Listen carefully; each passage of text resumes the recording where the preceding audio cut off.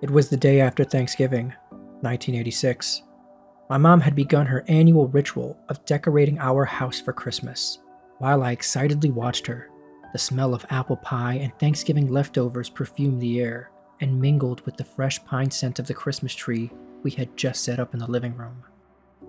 I was 8 years old then, full of wonder and excitement about the upcoming Christmas holidays. My biggest concern should have been what Santa was going to bring me, but that year my attention was divided. That was the year my mom started seeing Robert. Something about Robert was off from the get-go. He had a way of moving through our house as if he owned it, with a confidence that bordered on arrogance. His leather jacket creaked with every movement, and he had a habit of ruffling my hair as he passed by, a gesture that felt more patronizing than affectionate. The peculiar twist that year came when my mom took Evelina out of her storage. Robert's reaction was unlike anything I'd ever seen. His usual smug demeanor faltered for a moment, replaced by what looked like a flicker of maybe fear? Or perhaps recognition. It was hard to tell. And being so long ago, my memories faded. Whatever it was, it quickly vanished, and his usual sneer returned as he remarked, "What's this? Your family plays with dolls?" I didn't think much of it at the time. Being a kid, I had always assumed that every family had their own Evelina, a strange, beautiful doll placed with reverence on the mantle for Christmas. It never occurred to me that our tradition might be unique, or that Evelina was anything more than a peculiar family heirloom. When my grandma and grandpa were with us, they always treated Evelina with a kind of reverence, saying she was a special Christmas doll meant to watch over the house. Sort of like today's elf on the shelf, but without the nightly escapades. I used to believe I'd see Evelina move. I would tell Grandpa, eyes wide with amazement, and he'd chuckle warmly, patting my head. "Of course, she's watching you, Christine. Don't you know? The name Eve means life, so Evelina means small living thing. She's very much alive in her own way." Mom would often scold him for filling my head with such ideas. "Don't lie to her, Dad," she'd say, stern look directed at Grandpa. "She's too young to understand you're playing." But Grandpa would only wink at me and whisper, "Your mom's just jealous. Evelina used to do that little twirl dance for your mom, but she doesn't do it anymore because your mom became a grumpy grump." I miss those days. Grandpa with his no-nonsense attitude and heart full of stories. He would never have put up with Robert. He had an innate detector for bullcrap, something Robert had plenty of. If Grandpa were still around, he would have either forced Robert to drop his act or shown him the door without a second thought. Caught up in my own thoughts, I didn't notice Robert's gaze fixed on Evelina. His expression, one of both fascination and unease. "Creepy little thing, isn't it?" he muttered, eyeing the doll. "Looks almost too lifelike. Like it's gonna start moving on its own." Feeling a sudden urge to defend Evelina and our family's tradition, I spoke up. "That's because her name is Evelina. It means small and full of life. She's alive. In a way," my grandpa told me. Robert paused a moment, and then let out a harsh, jarring laugh that cut through the room's holiday cheer. "Evelina? Alive? More like evil Ina, if you ask me." He coughed loudly, a mocking tone in his voice. "You people really believe in living evil dolls?" His laughter echoed around the room. My mother rushed in. "No, we don't. It's just a thing that we do," as she hurriedly pulled him out of the room. As she ushered him out, I couldn't help but notice Evelina looked different. It was the strangest thing. I can't explain it. She stood there same as before, but her eyes appeared fixated on Robert. Everything about her was the same as it ever was, but her expression. I remembered before when I'd look at her, she looked kind of happy, like when you and your friend have a secret. But now, if she had a secret, it wasn't a happy one, I'm sure of that. Tension in our house began steadily mounting as we approached Christmas, and I had noticed a distinct change in Robert's demeanor. In addition to his normal state of oddness, there was now a palpable sense of anger bubbling just beneath the surface. Strange and inconvenient things had been happening to him, and he seemed to be convinced that I was the cause. First it was his car keys. They went missing repeatedly, only to be found in the most unlikely places. Once in the freezer, another time inside my dusty old dollhouse.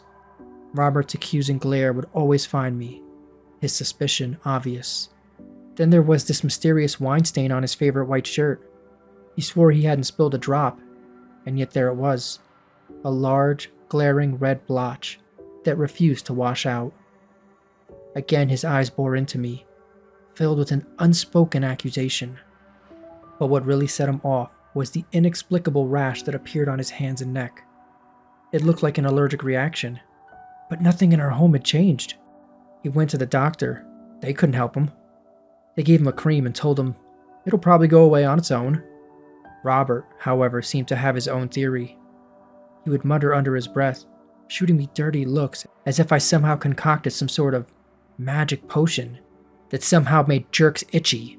By Christmas Eve, Robert's patience had worn thin. His behavior towards me became more hostile, his accusations less veiled. I remember him cornering my mom in the kitchen, shouting and hissing and, "Your daughter's doing this? I don't know how, but she's trying to drive me out." My mother managed to calm him down, insisting I was innocent. Robert promised her he would catch me, and then she would have to do what parents do, or she'd be a bad mom. That night, I laid in bed, the magic of Christmas Eve overshadowed by a feeling of dread. I remember staring at the ceiling, trying to push away the unease, and wishing for Santa. Then I heard it. The sound of someone downstairs in the living room. Santa Claus? All at once my fear was replaced with curiosity and excitement. I tiptoed from my bed, my small feet pitter-pattering softly against the cold floor. Carefully, I walked down the stairs. At first I saw the silhouette of a man near the tree. I could hear him mumbling. Could Santa be checking his list? No. The voice became clearer. Robert's voice. It was unmistakable, a harsh, angry whisper that turned my blood cold. "Ruining everything.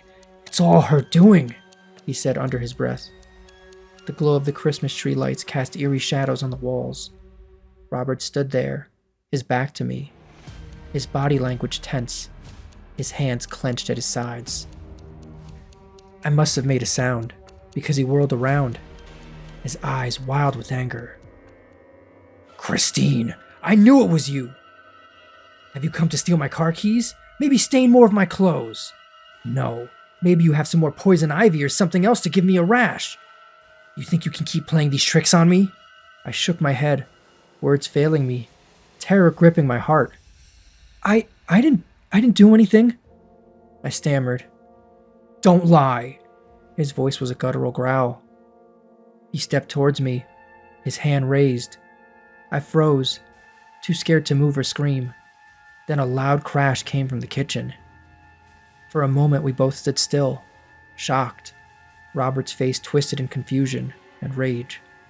"There's someone else here," he hissed, moving past me. "Don't you move.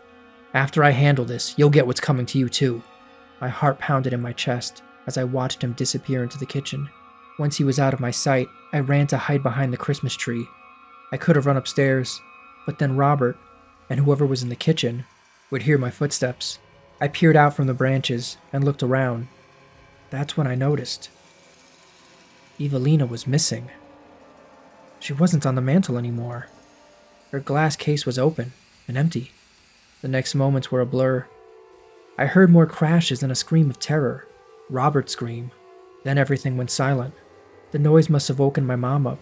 She started shouting from upstairs, her voice laced with panic. But there was no reply. That's when she shouted she was calling the police. I curled up behind the Christmas tree, blocking myself in using the gifts, my body trembling, my ears covered, praying for this nightmare to end.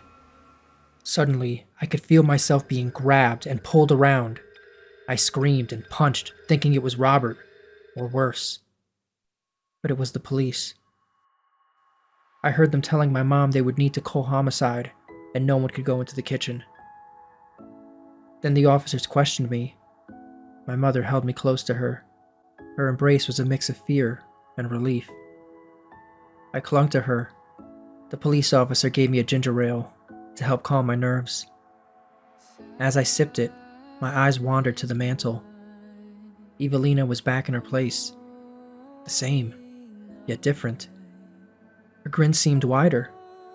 She seemed happy, like she used to be. Like an old friend that had a secret. I told the officers what I thought they needed to hear.